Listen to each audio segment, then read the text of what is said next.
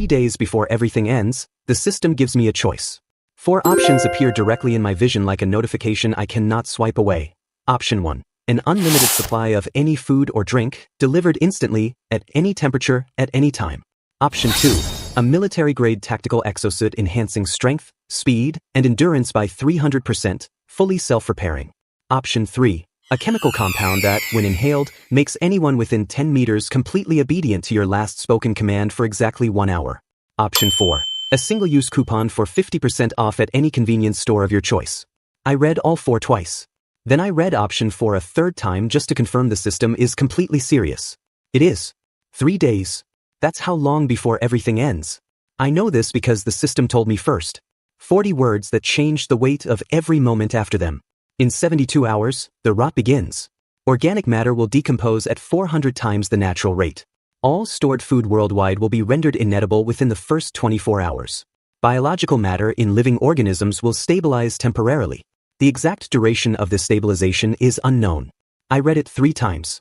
Then I pick option 1 without a second of hesitation. Selection confirmed.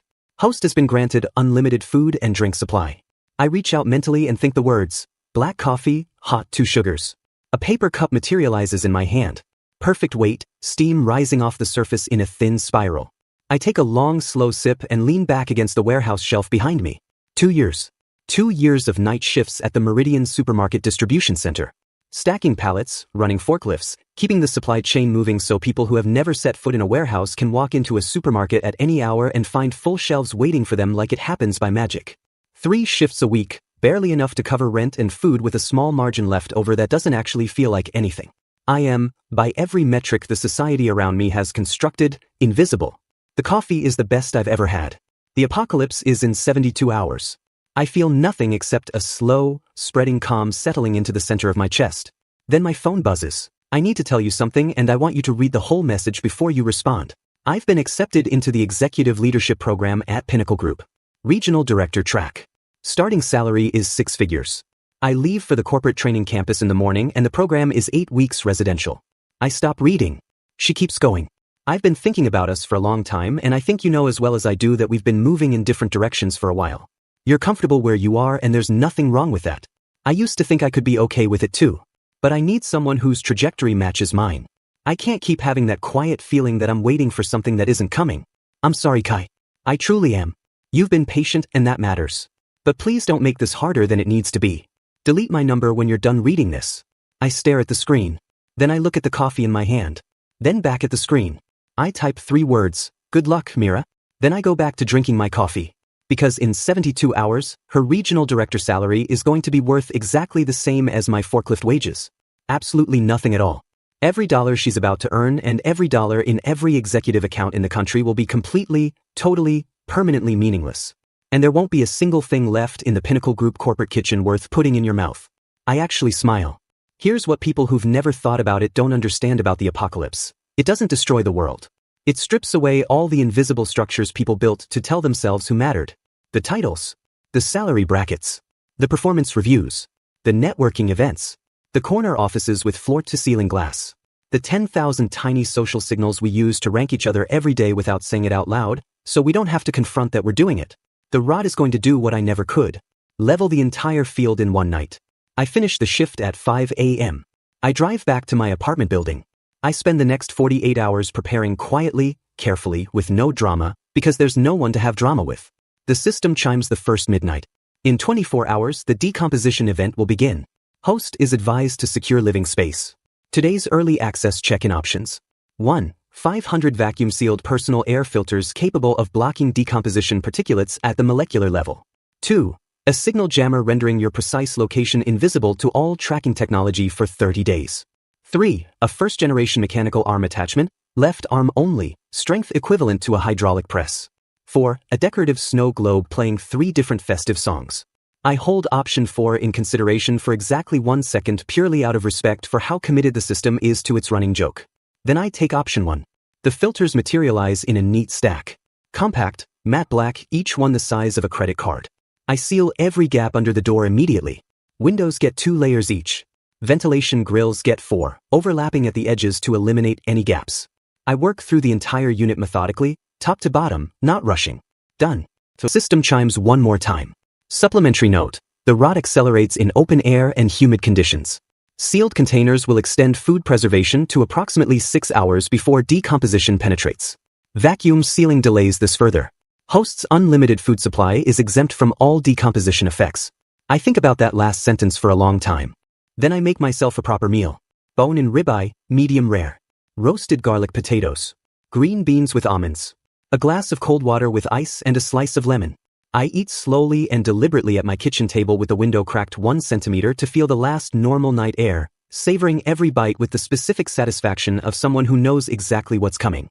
Then I go to sleep. I live in Building 9 of the Hargrove Residential Complex, room 614. 16th floor of a 16-story building. 8 buildings total in the complex, roughly 3,200 residents. The demographic is what developers call mixed income, which means blue-collar workers and middle managers and a handful of people who arrived here from somewhere better and are waiting to get back. My neighbor across the hall is Vivian. Room 613. She moved in 8 months ago with her husband, a real estate developer named Marcus who drives a white imported SUV and parks in the reserved spaces every single day without a permit, and who called the building management twice to complain about noise from the laundry room, which is on a different floor. He's 41. She's 26. She is, without question, the most striking person in the entire complex, and Marcus makes absolutely sure every person within 15 meters knows this at all times as a statement about his own achievements. In the lobby 3 weeks ago, to me specifically, "Can you not leave your work boots in the hallway?" She can smell the rubber from inside. It's genuinely unpleasant for her. In the elevator the week before that, my wife has an aesthetic eye. She finds the hallway lighting genuinely distressing. Someone should address it with management. Vivian herself almost never speaks. She watches Marcus perform their life together and keeps her face in a state of absolute neutral that takes either complete emptiness or extraordinary focus to maintain. I've thought about which one it is. I watched her once when Marcus wasn't paying attention to who was watching her. She looked like someone who has memorized the location of every exit in every room she has ever entered and is keeping a running mental count. I have no particular feelings about either of them beyond mild observation. They exist in the category of people I pass in the hallway every day without ever entering each other's lives. People who exist in parallel without touching. That is also about to change. The first sign is the smell. I wake at 6 a.m. on day 1 of the rot and the entire building already reeks. Not garbage, not sewage. Something worse than either. Deeper and more total. Like the air itself has made a decision and is carrying it out. Like every organic thing in every structure has chosen simultaneously to stop trying. I check every filter. All holding. I go to the window. The street below is chaos of a specific quiet kind. People streaming out of every building entrance with armloads of food, running in different directions towards supermarkets that have been empty since 2 a.m., trying to reach anything that hasn't already turned. The panic is total but the sound is wrong. Everyone is running and nobody is screaming, which is somehow more disturbing than screaming would be. They understand something terrible has happened but they don't have language for it yet, so they run in silence. I watch a man directly below crack open a sealed package of crackers. He takes one bite. Spits it immediately. The cracker in his hand has gone gray-green in real time, the decomposition spreading visibly across the surface like a signal propagating, like something that has been waiting inside the organic material for years and has finally been given permission. He drops the package. It hits the pavement and disintegrates before it stops moving. 6 hours. The system told me sealed containers would hold approximately 6 hours. The rot began at midnight. It has been exactly 6 hours. Every sealed package, every vacuum-packed item, every canned good with organic components in the lining, everything everywhere on Earth has turned in the night. The world's food supply is gone. I materialize a full breakfast. Eggs, thick-cut toast, sliced avocado, orange juice freshly squeezed over ice.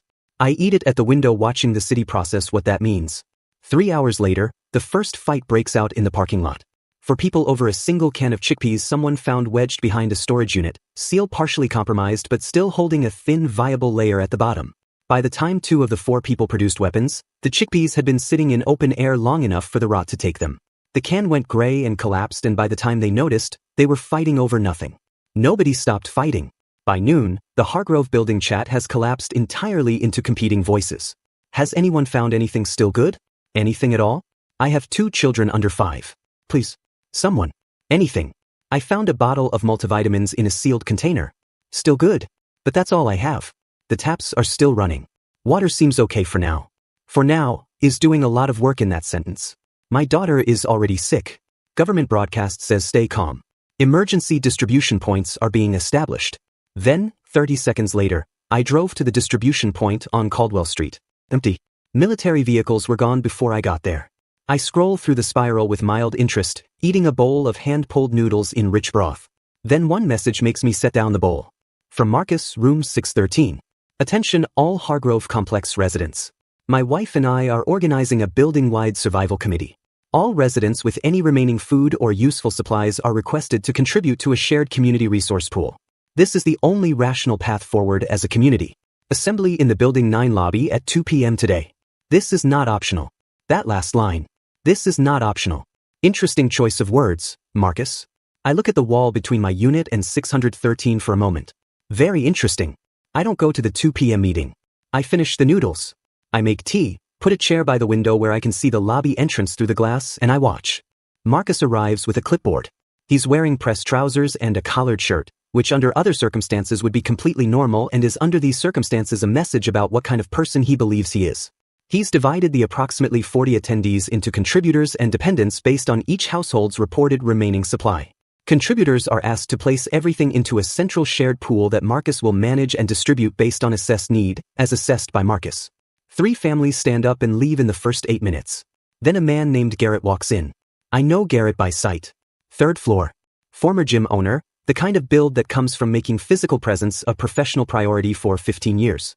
He walks in with 8 other men who have a similar quality of having already decided something before they entered the room.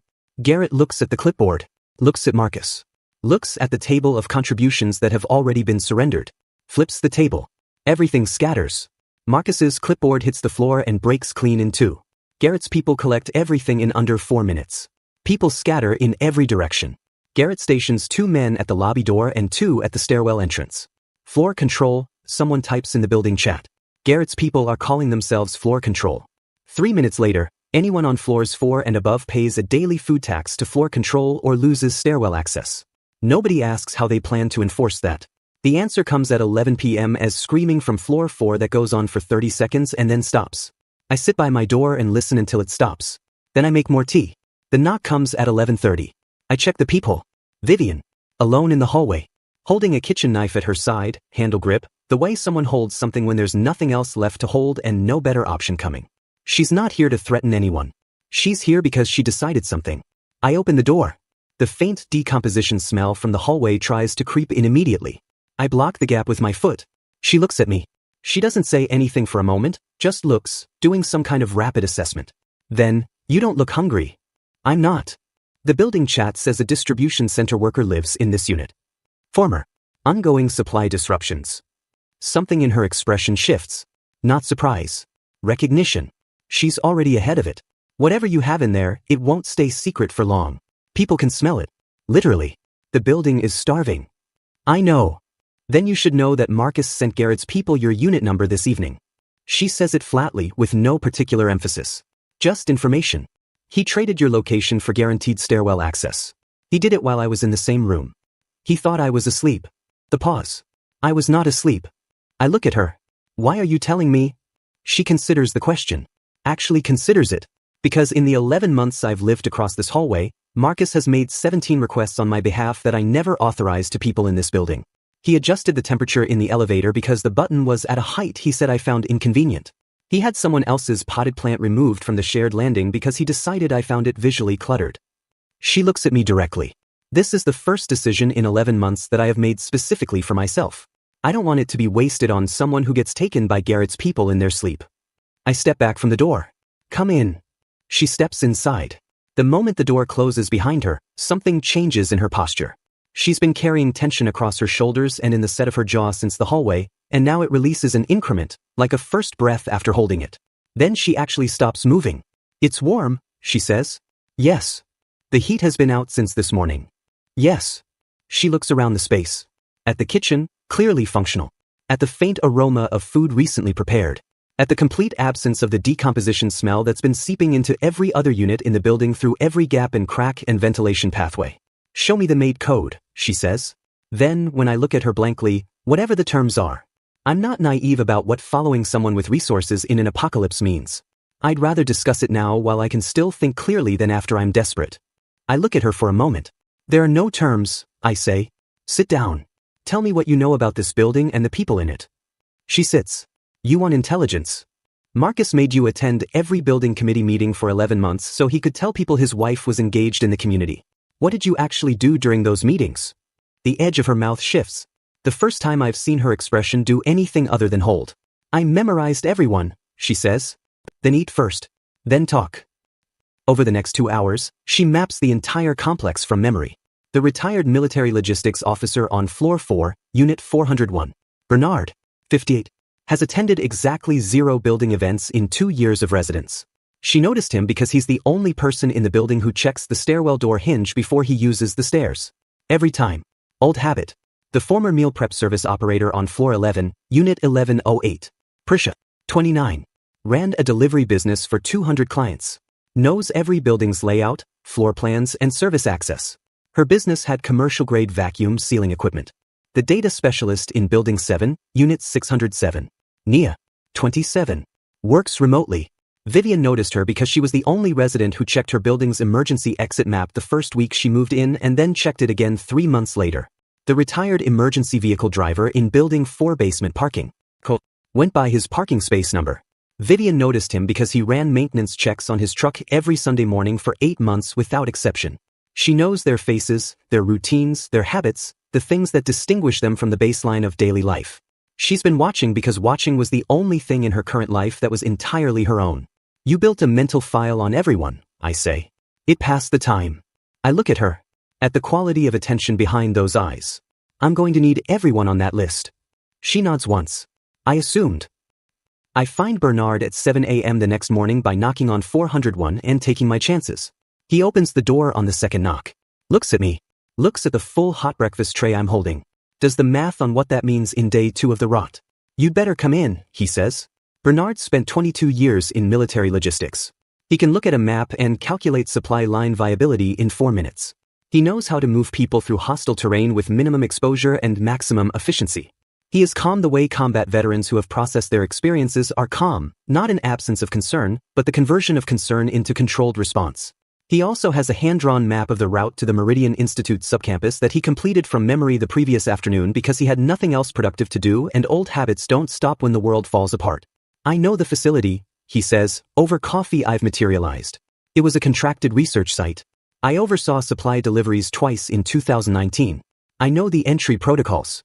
I know the backup access routes and the loading dock configuration and the sub-level stairwell that doesn't appear on the public site map. I put Nia's tablet in front of him. The project reclamation file. He reads in silence. When he finishes, he sets the tablet down and folds his hands on the table and doesn't say anything for a full 20 seconds. Phase 2, he says. Yes. 11 days. 10 now. How many people are you planning to move? However many we can transport without compromising speed or security. He nods slowly, turns back to the map, picks up a pencil and makes 2 marks without asking permission. Then we stop wasting time, he says. Garrett comes to my door at 7 a.m. on day 3. 2 men flanking him. Steel pipe. The expression of someone who has built a career on being the most dangerous thing in every room and expects that to keep working exactly as it always has. I pull the door open before he raises his hand to knock. The element of surprise completely reverses. He stares at me. Does the unconscious assessment that large physical men do when they meet someone whose capabilities they can't immediately categorize. Something in the result bothers him slightly, which he files under manageable. Information says you have the only functioning food supply in this building, he says. Possibly the whole complex. Information is wrong about one detail. Which part? The possibly. He lets that sit. He's not unintelligent. He pivots faster than Marcus did. Then we've got a problem. Only if you make one. He looks past me into the apartment. Vivian is visible at the kitchen table, working through Prisha's building layout information. Prisha herself is cross-referencing against the building chart. 2 capable women working with focus and direction. Garrett reads the structure of it correctly and updates something in his calculation. You can't hold this forever, he says. You sleep. You go out. We have numbers. You have supply. That's a conversation, not a fight. 60-40, I say immediately. My favor. You provide real protection for people in this building who can't protect themselves. Elderly, families with young children. They eat before your people do. He looks at me. 50-50. I could have said 70-30. I said 60-40. I'm already being generous with your position. I meet his eyes without any particular energy. You have 8 men. I have whatever I have. You want to compare and find out, or do you want to eat? Garrett's jaw shifts. He looks at the two men behind him, who are very obviously hungry. He makes a decision. 60-40, he says. We shake on it. That evening I provide full meals for all 9 of them. Real food. Slow-cooked braised beef over rice, hot bread, cold water. Better than anything anyone in this building has had in 3 days. I watch their faces while they eat. The loyalty doesn't transfer to me personally. Not at first. It transfers to the fact of being fed. To the continuation of it. To the understanding, wordless and physical, that the person who controls the food controls everything that comes after. For the first time in their lives they want to be close to that instead of fighting it. This is why the system gave me food instead of a weapon. Food is the only thing everyone needs every single day without exception. It doesn't run out when the target gets behind cover. It doesn't malfunction. It doesn't escalate a situation past the point of usefulness. It simply and constantly anchors people to the person who provides it, as reliably as gravity. Midnight check-in, day 3. Today's options. 1. A portable signal emitter broadcasting a 2-kilometer radius dampening field, disabling all electronic surveillance. 2. Combat capability enhancement, all physical attributes raised by 6 levels. 3. A complete field medical kit with unlimited resupply and single-use autosurgery capability for any injury. 4. A self-warming blanket that announces the current time in a pleasant voice when patted twice. I genuinely consider option 3 for several minutes. Medical capability is going to matter. Injuries are going to happen. The autosurgery function alone could save lives I cannot save any other way. But I take option 2. Because right now, in this specific window of time, the gap between what I can physically do and what's about to come at me is more urgent than the gap in my medical capability. The surge hits differently from the first enhancement. Not just strength but precision. Speed that opens the world into separate clear frames. My senses expand until I can track a sound and locate its source within centimeters through walls. I throw a test punch at the reinforced steel door of my apartment. My hand doesn't hurt. The door has a 3-centimeter depression. I look at it for a moment. Then I look at the wall between my unit and 613. I can hear Marcus through it. His voice going up and up in a pitch that people's voices reach when they're arguing from a position they know is wrong and are doubling down because backing down feels worse than continuing. Her voice not reaching any pitch at all. Completely level. The voice of someone who has already decided something and is just finishing the conversation. Then just his voice. Then nothing. Day 4. The Hargrove building chat has gone quiet in the way that means people are conserving phone battery rather than the way that means things have stabilized. The taps are running a faint yellow. Water treatment chemicals, organic compounds, all are decomposing in the treatment systems at the same rate as everything else. People have started collecting snow from outside, which creates a different problem because the snow has been sitting on decomposing organic surfaces for 4 days. I've already built the water purification system using the blueprint from day 2's check-in. Sand packed into modified ventilation tubing, charcoal from a barbecue found in storage, ultraviolet from a lamp component. 200 liters per hour. Clean output. I'm sharing it with Garrett's people and 4 families on floor 6 who Vivian vouched for. Prisha found me on day 3. She arrived at my door with a laptop case containing 12 hard drives and a commercial vacuum sealer and 6 years of client address data covering every building in the complex. And she proposed a trade with the directness of someone who has been running a business solo for long enough to know that ambiguity costs more than clarity. She got the terms she asked for and started working immediately. Now she manages intake. Every person we absorb into the group gets documented, skill assessed, and assigned something they can actually do. Day 4 brings Nia.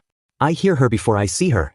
My enhanced hearing picks up the impact of something hitting glass from 2 buildings over, then again, with increasing desperation. I go to my window and look across. Building 7, floor 6. A woman at the balcony throwing bottles toward my window and missing every time. Not because she's not trying. Because the gap is 18 meters and she's throwing on adrenaline in the wrong direction with the wind fighting her. I watch the 3rd bottle arc and fall short by 4 meters. Then I see the men in the window behind her. One already at the sliding door. I don't wait any longer. I'm on my balcony railing in 2 steps. The enhanced athletic capability has rewritten every calculation about distance and angle that my body has ever stored. I run the numbers without running the numbers. I go. 18 meters of open air between 2 buildings. 1 floor of height difference working against me on the landing. I clear the gap. Hit the balcony railing hard, absorb it in my arms, swing my legs over, and land in a crouch. The man at the sliding door has it half open. He stares at me. I put him down in 1 movement. The second man trips over him. The third, the one with actual self-preservation instinct, runs for the apartment door. He gets 4 steps into the hallway before I'm there. All 3 are alive and will wake up with the kind of headaches that change your risk assessment permanently. The woman is pressed against the balcony railing staring at me with the expression of someone whose entire model of what humans can physically do has just been completely overwritten. Nia, she says, as if introductions are the correct priority. Kai, you jumped from over there. Yes. That's 18 meters. Approximately. Are you? She stops. Rephrases. What did the system give you? I look at her. How do you know about the system? Because I have one. She holds up her hands. Not a defensive gesture. Showing me they're empty. I'm not a combat class. I'm a data specialist. I can read information from any storage medium, drives, terminals, broadcast signals, any system that stores data. My system has been telling me to find the primary host in this area for 3 days. She looks at me steadily. You're within range. That's you. I stand completely still. Primary, I say. There's a hierarchy. You're at the top of it for this region. I'm the support function. She holds my gaze. I want to be clear that I'm not doing this because I think you're special. I'm doing it because you have food. I was about to be dragged out of my apartment by 15 men, and my system has been sitting on a file I cannot open without connecting to you. She pauses. My system's words. I'm just following the logic. The system chimes. Secondary host linked. Nia Chin, data specialist. System rating, 91. Current function, intelligence and data retrieval. Host connection established. Nia blinks. I got the same notification. What does it say on your end? Primary host located. The restricted file is now accessible. She pulls out a cracked tablet from the laptop bag on her shoulder. The screen is lighting up with a new folder. It's been locked for 3 days. Opening now. She tilts the screen so I can see. Project Reclamation, Phase 1 Viability Report. Meridian Institute of Applied Sciences, Division 7. We should read this somewhere with a door, I say. Agreed. I get her across the gap by catching both her wrists as she jumps and pulling her up in one clean movement. She lands on my balcony, sits down on the railing for a moment, and then stands up with the careful steadiness of someone who just understood exactly how close they came to not making it. You've done this before, she says. 2 minutes ago was the first time. And you thought it would work. The system doesn't let you die on easy problems. She considers this. That's either reassuring or terrifying. Both, I say. Come on. Back in 614, Nia eats in silence for 5 full minutes. I put a plate of pasta in front of her and a large glass of cold water, and she works through both without pausing once and without any pretense about not being hungry. When she finishes, she looks at the empty plate with the expression of someone who has just remembered that basic physical needs are real and continuous and not something you negotiate your way out of. Then she opens the file. We read in silence for 40 minutes. The project reclamation report is 68 pages of research logs, testing protocols, incident reports, and administrative decisions. I read quickly. Nia reads faster and marks sections as she goes. When she finishes, she closes the tablet. Someone engineered this, she says. Yes. But not deliberately. A lab accident contained for 3 years before the containment failed. Yes. And the antiviral compound that reverses the rot process is being held at the Meridian Institute's subcampus. She stops. Which is 6 kilometers from here. Yes. And someone's system has been steering you toward this from the beginning. Food was the right choice because you needed people, and people in an apocalypse follow food. She turns to look at me directly. This was planned. The system's choices were designed around this objective. I look at the first choice I made. Unlimited food. Not a weapon. Not armor. Not an exosuit that makes me personally indestructible. Food. The one thing that creates loyalty, dependency, direction. A reason for people to stay and trust and move together instead of scattering. We need to get to that campus, I say. We need to get out of this building first, she says. Garrett's floor control is between us and the street. The system chimes. The midnight check-in has arrived. Today's options. 1. A vehicle modification system converting any 4-wheel drive to zero-fuel operation with full terrain adaptation.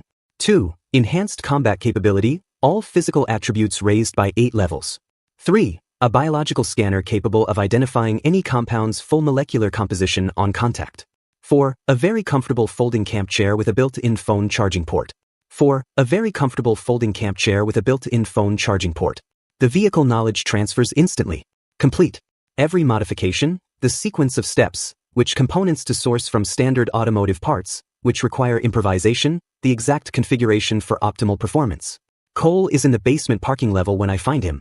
He's been sitting in a camping chair beside the truck every day since the rot began because it's the only thing in his world that makes sense to stay close to, and he doesn't know what else to do. I walk him through the modifications. He listens without interrupting, crouching periodically to examine components, running his hand along parts one indicate, nodding at intervals that I learn quickly mean he's actually followed it rather than the polite nodding that means he's still processing. When I finish, he straightens up. Give me 90 minutes, he says. He finishes in 72. The truck starts on nothing. Runs completely silent. Cole sits in the driver's seat and grips the wheel and his whole face changes. Where are we going? He says quietly. Meridian Institute subcampus. 6 kilometers northeast of here initially. Then further. He nods. What's there? Something that stops the rot entirely. He looks at his hands on the wheel. At the truck's dashboard. At the parking level around him. Tell me when you want to move, he says. Day 5. Mira shows up at 9 a.m. I'm running departure logistics with Bernard when Garrett radios up that a woman at the Building 9 entrance is asking for me by name and has 4 people with her. I tell him to bring them up. She looks worse than I expected, which I immediately feel guilty for expecting. 3 days traveling back from wherever the Pinnacle Group campus dissolved within 24 hours of the rot. She came back to the city. She came back specifically here. She stops in the doorway when she sees me. Her expression does something her entire adult life has been carefully trained to prevent it from doing. It breaks. Just briefly. Then she pulls it back. Kai. Her voice is at approximately half its normal volume. I need help. I look at her for a moment. Then at the 4 people behind her. Who did you bring? She blinks. Rephrases to practical. My assistant Priya, who was pre-med before pivoting. A logistics driver named Ray who drove emergency response vehicles for 6 years. And 2 others. Ray drove emergency response vehicles. He knows roads, obstacles, and movement under pressure. Come in, I say. She steps inside and stops when she sees the apartment. The warmth. The food smell. The 5 people working at various stations with purpose and direction. You built something, she says quietly. We built something. I hand her a plate. Then we brief you. She sits down. She eats with the focus of someone who has been hungry for longer than she'd admit. When she finishes, she looks at me. In the elevator, she says. You said delete my number. I'm sitting in your apartment 6 days later. The rot is an equalizer, I say. What you said in the message was true in the world that existed when you wrote it. That world doesn't exist anymore. She looks at the table. I don't need you to excuse it. I'm not excusing it. I'm contextualizing it. I hold her gaze. What you need right now is an absolution. It's a function. What's yours? Something shifts in her face. The executive framing she defaulted to for years dissolving into something more essential underneath. I managed people who didn't want to be managed and made them believe coordination was their own idea. For 6 years. That's exactly what I need. She nods once. Tell me what to do. Day 6 brings the convoy block. 7 has held the underground parking lot since day 3. 30 people, multiple access points controlled, every vehicle in the complex effectively trapped. We've been working around it, using stairwell and pedestrian routes for everything. But the truck needs the lot to exit. I go down alone. 7 is in the parking level's center section, using a repurposed SUV as an operations base. He's organized. The organization has a military quality to it without the actual military background, which means he learned it somewhere that had stakes. He sees me coming. Doesn't move. Waits. I need vehicle access through the lot, I say. And I need the truck. The truck is mine. The lot is mine. He leans back against the SUV. What do I get? Regular meals. You're 30 people once a day. Real food, not scraps. I hold his gaze. And I'll tell you what the truck is for and where it's going. Tell me now. After the deal. He looks at me for a long time with the specific attention of someone who has survived by reading people accurately. Once a day. Every day until you go. Every day until we go. And your people come with us if they choose. He goes still. To where? Somewhere that stops the rot completely. Another long look. Deal, he says. We depart at 4 a.m. on day 7. 28 people total. 1 truck, 2 additional vehicles 7's people have prepared. Bernard runs the route brief at 3:30 a.m. with the efficiency of someone who has been doing this for 22 years and doesn't waste words on ceremony. The city is unrecognizable. 8 days of rot have stripped everything organic from every surface. Building facades are gray-brown where organic materials in the construction have decomposed. Every tree and planted area is collapsed into gray dust. Cars left on roads have their interiors rotted out, seats and dashboard components and rubber elements all gone, leaving clean metal frames. The streets are empty in a way that cities never are, and it makes every normal-sounding thing louder. Nobody speaks much in the first 20 minutes. Then Nia opens the tablet in the back seat and says, I need to tell you something about the file. I look at her. There's a section I didn't read to the group yesterday. She turns the screen. The rot didn't begin at midnight of day 1. The compound was in the municipal water supply for 12 months prior, at trace levels. A containment event in the lab's 3rd year released it into the water system before the team understood what they had. They sealed the lab. They thought they sealed the problem. She pauses. By the time they understood the water supply was compromised, saturation was at 94%. The midnight event was just the threshold. Saturation hit 100% and the process activated. The car is completely quiet. Vivian says, so it had been building for a year. Yes. Everyone in this region had been drinking it without knowing. Yes. And the lab knew. Nia is quiet for a moment. There are 37 internal reports in the file flagging water testing anomalies over the year prior. Everyone was reviewed correctly. Everyone was closed without action. Not suppressed. Not buried. Just closed by people who were very good at finding reasonable interpretations that didn't require difficult action. Mira, that's not better than suppression. No, Nia says. It isn't. At kilometer 31, the convoy block. 40 vehicles across the road in an overlapping pattern that has clearly been thought through. People on the elevated road shoulder to our left. Movement in the tree line to the right. This was set up days ago by someone who knew this route mattered. Bernard's voice on the radio from the second vehicle, controlled and quiet, visible count 22. Assume 30 plus total with concealment. They had time. They knew either this route or our specific movement. A man stands on the hood of the lead vehicle. Military surplus gear. Megaphone. He has the posture of someone who is operating out of depleted resources but hasn't stopped believing in the mission. Hargrove convoy. The megaphone crackles. Stand down. We're not here to fight. I step out of the truck. The air outside is wrong even 8 days in. Thick. The rots smell constant and low like a reminder of the countdown. Who are you? I call. Harlow. Reclamation Authority. We've been trying to reach the Meridian subcampus for 6 days. You just drove the route we couldn't secure. He sounds tired rather than aggressive. Depleted but not finished. We need the data specialist traveling with you. Nia Chin. Nia, from the truck window, says nothing. Her face gives nothing. I keep my voice even. What for? She has drives containing the full project reclamation file, including the section our team's server wiped on day 1. We cannot access the compound administration protocol without that data. The lab system has a biometric lock we can't bypass without the file. Nia gives me the smallest possible shake of her head. There is no biometric lock. But Harlow doesn't know that. I look at the 40 vehicles. The positions on the high ground. Harlow's team, which is exhausted and underfed but still organized and still armed. Your people have 3 days, I say. 3 days before Phase 2 activates and the compound starts affecting living tissue instead of just food. I watch how that word lands across the blockade. Not in Harlow. In the people around him, who have been running on adrenaline and purpose for 6 days, and hearing the deadline spoken aloud changes the texture of it. You've secured a road. We have the route, the data, and a working extraction plan. You can fight us for the next 4 hours, or you can follow us to the campus, get your people dosed, and let us broadcast the formula to everyone. Everyone, Harlow says. Every frequency. Constant loop. Full synthesis protocol. Anyone with lab access and the right components can make it. That's not controlled distribution. There's no infrastructure left for controlled distribution. Your blockade is 40 vehicles in a stripped city and everyone on both sides of it has 3 days. I hold his gaze across the distance. What exactly are you still protecting?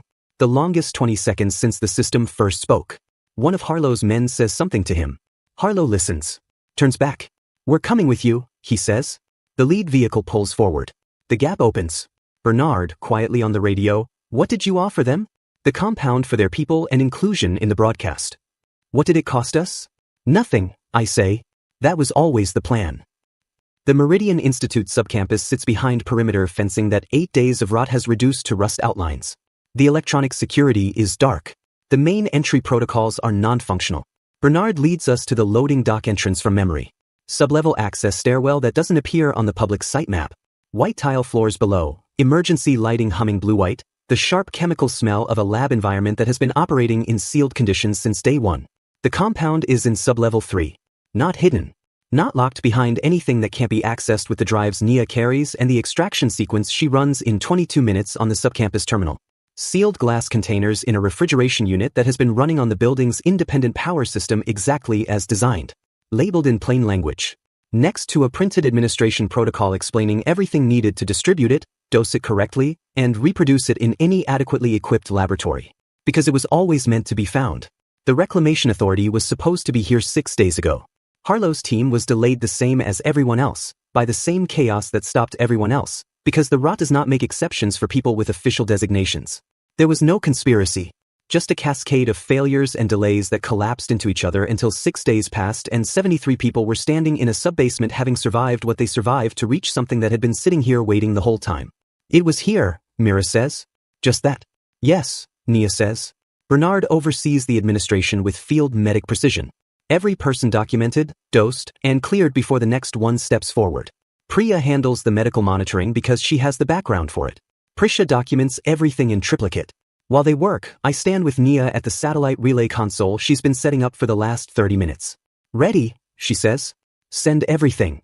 She formats the compound formula in 3 versions. Full technical specification for labs with proper equipment, simplified synthesis for improvised setups, emergency protocol for field conditions with minimum components. She adds dosage tables, administration method, contamination warnings, everything. Then she pauses, looks at the drives, looks at me. I nod. She uploads the full 68-page project reclamation file. Every research log, every internal report, every anomaly flagged and closed, every decision that accumulated into what happened. They should know what was done, she says. All of it. Nobody disagrees. The relay begins broadcasting on every reachable frequency. Within 40 minutes, responses start coming in. Survivor groups within radio range who have the formula and are already looking at their available materials. A university research lab 30 kilometers north with a chemistry department intact and 2 researchers who never left, responding with questions about synthesis steps. A hospital with a functioning lab and a doctor who has been waiting since day 1 for something actionable. Mira manages the incoming responses with the complete focused efficiency of someone who has been building to exactly this kind of work her entire career and didn't know it until now. Garrett organizes the physical distribution runs with Seven's vehicles. Bernard and Harlow coordinate the supply lines. Vivian handles the documentation of every group reached, every dose confirmed, building a record that will matter when the rot ends and people need to understand what happened. I stand and watch it all move. Then the system chimes. Phase 2 countdown has been suspended. Antiviral synthesis confirmed in 11 independent locations within broadcast range. Host has completed primary directive. The pause. New directive incoming. I read it. I read it twice. Nia says very quietly from 3 meters away, I have the same notification. I look at her. Read it to me. The rot was phase 1.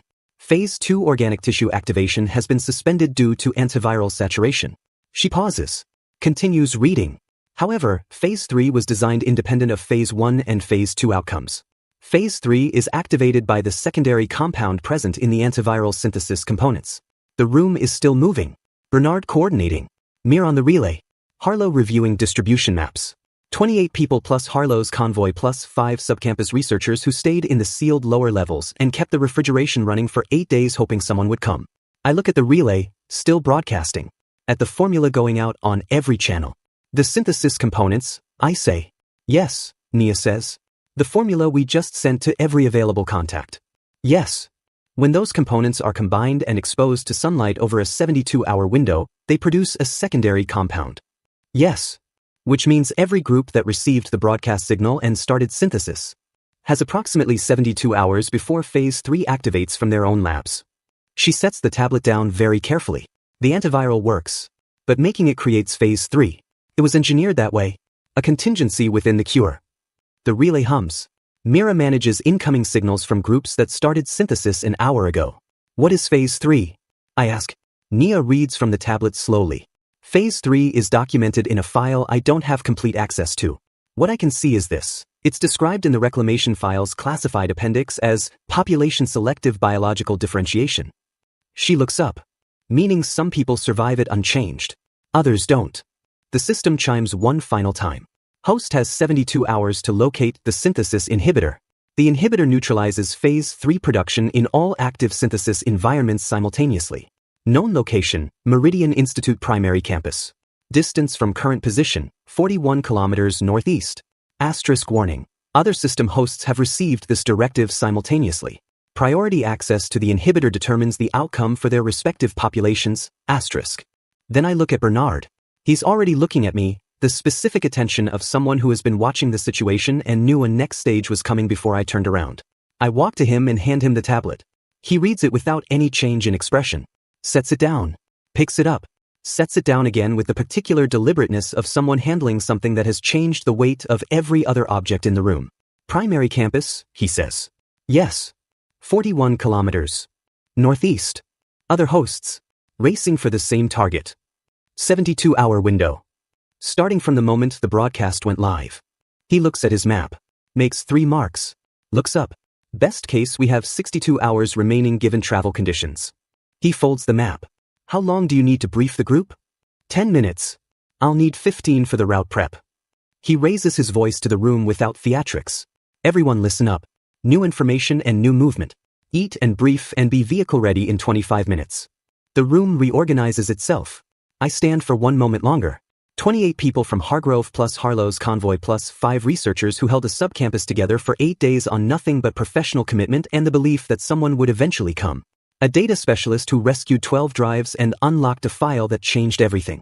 A logistics officer who drew a map from memory and found a sub-level entrance that saved hours. A woman who spent 11 months building a mental file on everyone around her and turned it into the best intelligence resource I've had. A former girlfriend who drove back through a collapsed city and arrived with exactly the right skills at exactly the right moment. A reformed floor control operator who turned out to have organizational instincts better than most executives I've ever heard described. A driver who had been maintaining a truck for 8 months against exactly this moment. Whatever phase 3 is, whatever the primary campus holds, whoever the other hosts are and what they've built around them in 7 days. 62 hours. The system is patient. We have no time to be. We move in 25 minutes. Marcus knocks on my door for the first time at 9 p.m. on day 2. He looks worse than I expect and I expected bad. The left side of his face has a swelling that went in wrong and is going to take a week to stop looking like that. He's not wearing the pressed trousers anymore. He's in the clothes someone sleeps in when they don't bother changing because the effort feels meaningless. He squares himself in the doorway. This is the posture of a man who knows he doesn't have leverage and is trying to produce the feeling of leverage with body language alone. I know you have something, he says. I can smell it from the hallway. I could smell it yesterday. That's possible, I say. I have a vehicle. He shifts his weight. Full tank. 4-wheel drive. If you have food and I have mobility, we're looking at a partnership. Where would we go? He clearly expected that question less than he expected resistance. There's a military convoy assembling at Whitmore Station. About 40 kilometers out. If we move tonight, the roads are still. Marcus. He stops. The Whitmore Station convoy was in the building chat this morning. Someone confirmed it was abandoned before sunrise. The military pulled before it assembled. I look at him calmly. Your intelligence is 8 hours old. His mouth opens. Closes. Your car is a resource, I say. Your connections are not. A connection requires the system it operates in to still be functioning. What you have left is a vehicle, a swollen face, and a story about a convoy that doesn't exist. I pause. That's not a partnership. That's me doing you a favor. His jaw sets. What do you want, then? What would it take? Nothing from you. I hold the door steady. Go back to your unit, Marcus. Get some sleep. I close the door. I hear him stand in the hallway for a long moment before he goes. The next morning he's in the building chat proposing a reorganization of the survival committee under new leadership, by which he means under his leadership with an adjusted power structure that doesn't involve people flipping his table. 3 people respond. 2 of them to tell him the committee is meaningless now that Garrett runs the building. The third to ask if he has food, which he doesn't answer. By day 5, Marcus has stopped appearing in the chat entirely. On day 5, just before midnight, Vivian comes to my door for the second time. She doesn't have the kitchen knife this time. She has a shoulder bag and the air of someone who has completed the process of deciding and is past the point of reconsidering. He's been awake for 2 days, she says. He keeps opening his notebook and writing things in it and then tearing out the pages. He's planning something, I don't know what. He's not eating, which means he's not thinking clearly, which makes the planning worse. Is he a threat? She considers this honestly. Not a physical one. But he's the kind of desperate that does things that affect other people. He already sold your location to Garrett. She looks at me steadily. He's about to do something similar. He thinks he can build leverage by creating problems and then offering to resolve them. Does he know you're here right now? No. He thinks I'm asleep. The pause. I've thought very carefully, and the answer is I'm not going back in there. She walks in with the bag and sets it on the table. Inside, 3 hard drives, a first aid kit, a hand-powered radio, 2 waterproof notebooks filled with writing, and a flat case containing documents. The documents are property records, she says, seeing me look. Marcus's business holdings. Before things collapsed, he had 17 properties across the city under different legal entities. Some of them had emergency supplies stored for the commercial tenants. I look at her. You memorized the property records. I read everything he brought into the apartment. He never thought to keep documents from me because he never thought I was paying attention. She sits down at the table. I have addresses for 6 properties with high probability emergency storage. 2 of them are within walking distance of the Meridian Institute. The Meridian Institute. She says it like she already knows it's where we're going. Because Vivian doesn't miss things. The files, I say. I've read them, she says simply. Nia left her tablet on the table yesterday while she was calibrating the relay receiver. I read quickly. I look at her for a long moment. Then I sit down across from her. Tell me what you know about each property, I say. She talks for 40 minutes without stopping. The screaming from Building 7 starts at 6 a.m. on day 6 and carries across the gap between buildings with a quality that makes everyone who hears it stop what they're doing. Garrett comes to me with his jaw set. Leo's people. They've been going floor by floor since yesterday. Building 7 has about 200 survivors left and Leo's been converting or removing each one. He pauses. There are women in there. I know. Nia told me when she arrived. She said it flatly, without embellishment, the way people describe things they cannot afford to feel fully in the moment they're describing them. How many men does Leo have? I ask. Started with 20. Probably closer to 40 now. The ones who won't join tend to disappear. I look out the window at Building 7. Find me someone who knows that building's floor plan, I say. Prisha has it. Of course she does. Client addresses and delivery routes and service access points for all 8 buildings, memorized and documented across 12 years of meal prep logistics. She spreads the annotated layout on my kitchen table and shows me the service access pathway from Building 7's east side maintenance corridor. Not an elevator. Not a main stairwell. A maintenance ladder system inside the building's eastern utility shaft, used for HVAC service, accessible from an external panel that hasn't been mentioned in any of Leo's movements because nobody thought to mention a maintenance ladder. Here, she says, pointing. It runs from sublevel 2 straight to floor 15. Open metal rungs, no lock. The panel access on the outside faces the gap between Building 7 and Building 8. I look at the gap. 6 meters. Who else is in there that I should know about? I ask. Prisha thinks. Floor 9, Unit 902. Former trauma surgeon. Retired 6 years ago but still has his certification. He came home from a conference when this started and he's been alone since day 1. A trauma surgeon. I look at the building layout. At the maintenance access. At the distance. I'm going in, I say. Bernard, without looking up from his route planning, I'll note the departure and target return window. Garrett, you're going alone? Faster alone. 2 people doubles the sound profile. Cole, from the corner where he's been doing maintenance calculations on the truck. If you're not back in 4 hours, what's the protocol? Good question. The kind of question that means Cole has already decided he's part of this whether I've said so explicitly or not. Move the timeline up and start loading, I say. Don't wait. I go at noon. The maintenance panel is where Prisha marked it. The access ladder is cold metal and completely silent if you keep your weight distributed correctly. I go up slowly, checking each floor through the utility shaft access panels as I pass. Floor 6 is Leo's current operation level. I can hear it through the shaft wall. Raised voices. Doors. The particular quality of sound that comes from organized coercion. I pass it. Keep going. Floor 9, Unit 902. The surgeon's name is Dr. Wren. He opens the door on my second knock looking like someone who has been awake for 6 days and has been spending the time reading every medical text he can find on his tablets, cross-referencing against what he knows about decomposition biochemistry, and writing notes in a spiral-bound notebook that covers 3 months of professional observations. He looks at me. At the fact that I appear to be physically normal and well-fed on day 6 of the global food supply collapse. You have a system, he says immediately. I stop. I'm not a host, he says, seeing my expression. But I've been running the math on what I know about biochemistry and what I've observed from my window. There are people in this complex who are functioning at a level that cannot be explained by pre-existing physical condition or remaining resources. Whatever the system is, it has physics. Physics can be observed. He looks at me steadily. I assume you need someone with medical training. Yes. I need to get out of this building and I need to be useful when I do. Those are my terms. Doth I say. He picks up the notebook and the tablet in his medical bag, which he's had packed since day 2. We go back down the maintenance shaft together, which is slower with 2 people but still under 20 minutes. At floor 6 I hear Leo's voice through the wall, giving orders in the tone of someone who has had enough unquestioned authority for long enough that he's stopped noticing it. We get out clean. At the bottom, in the narrow gap between buildings, Dr. Wren leans against the wall and takes a long breath of the rot-smelling air. Floor 9 was the last floor Leo hadn't reached, he says. He would have gotten there today. I know. You knew about the timing. Prisha tracks movements across all 8 buildings using the building chat activity, maintenance record patterns, and resident behavior changes. She's built a predictive model. I look at him. She needs your medical knowledge to improve the health assessment component. He's quiet for a moment. How many people do you have?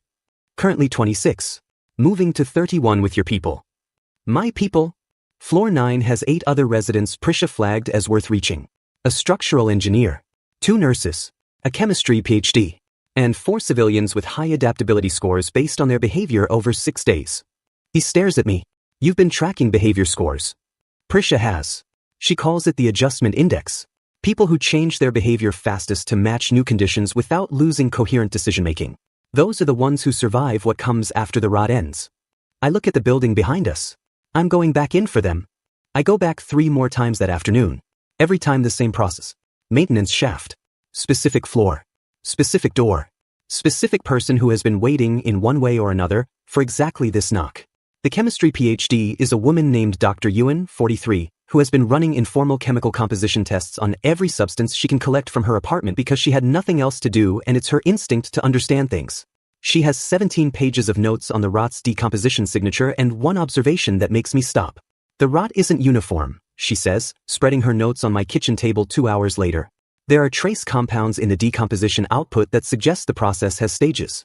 Stage 1 is what we've been seeing, external organic matter. But there's a chemical precursor in the output that shouldn't be there if this was only targeting external matter. It's biosynthetic. Nia looks up from the terminal.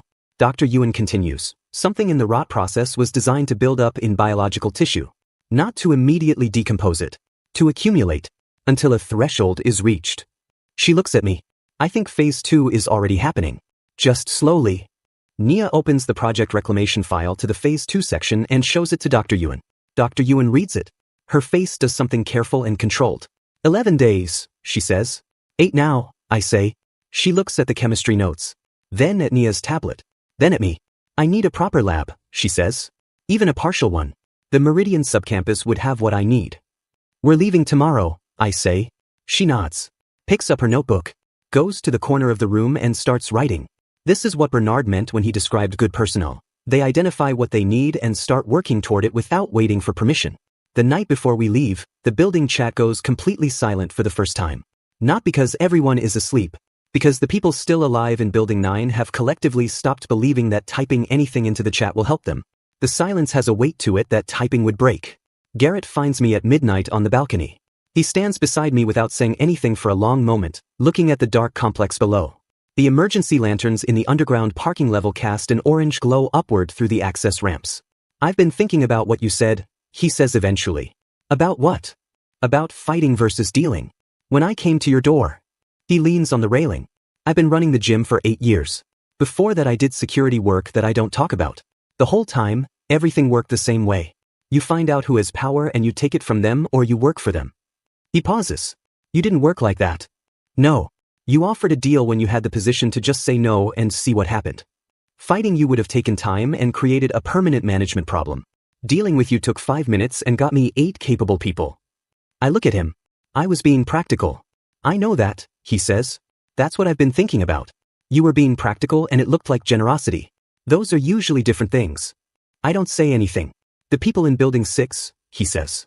The ones Leo's people are processing right now. We have 43 survivors from this building confirmed alive and ready to move tomorrow. We could take more. I look at him. Building 6 has a floor control equivalent called the ledger, he says. They've been tracking who has skills versus who they consider dead weight, and they've been making those judgments in a very specific direction. He pauses. There are 11 people in Building 6 who are on the ledger's removal list for tomorrow morning. 2 of them are on Prisha's adjustment index as high value. Who are the other 9? He looks at me. Elderly. 1 family with 3 children. A man on dialysis. I look at the dark complex. Can Cole get a vehicle to Building 6 East entrance at 2 a.m. without crossing ledger territory? I ask. If he uses the maintenance road along the back fence line. He pauses. I already asked him. I turn to look at Garrett fully. He's watching me with the expression of someone who has been waiting to see how I'd take this information. Testing something. You already planned for this, I say. I made some calls, he says. I wanted to see if you'd say yes or tell me to focus on our group. How long have those 11 people been on the removal list? Since yesterday afternoon. Go, I say, be back by 3 a.m. Anyone who can move under their own power comes. Garrett nods, pushes off the railing, then stops. You know the dialysis man can't make the full journey, he says. Not without equipment we don't have. I know. So why include him? Because leaving him because he can't complete the journey is a decision someone else can make after we've given him every option we have. Not a decision I make before I've even met him. Garrett is quiet for a moment. Alright, he says. He goes. At 3:18 a.m., 17 people come through the Building 9 fire exit in a group. 11 from Building 6 plus 6 of Garrett's people who went with him. The dialysis man is in a chair being pushed by his daughter, who has her jaw set at the specific angle of someone who will not be redirected. I provide food for all of them immediately. Garrett's people redistribute without being told. At 4 a.m., we move out. 51 people total. The truck runs silent through the stripped city. I sit in the passenger seat and watch the buildings pass. There's nothing left in them that was there before, and what's left in the people who survive them is something that didn't exist before either. Whether that's better or worse is a question that has to wait until we know what comes next. Bernard, from the radio, route is clear to kilometer 18. After that we'll need visual confirmation. Copy, Cole says quietly. He drives. I watch the city go dark behind us as we move northeast. 62 hours on the Phase 3 clock. 41 kilometers to the primary campus. Other hosts somewhere in the region running the same calculation. And somewhere inside the primary campus, an inhibitor that determines what happens to every person who received the broadcast and followed the formula exactly as we transmitted it. Everything that comes after depends on getting there first. The truck runs on nothing and makes no sound. We keep moving.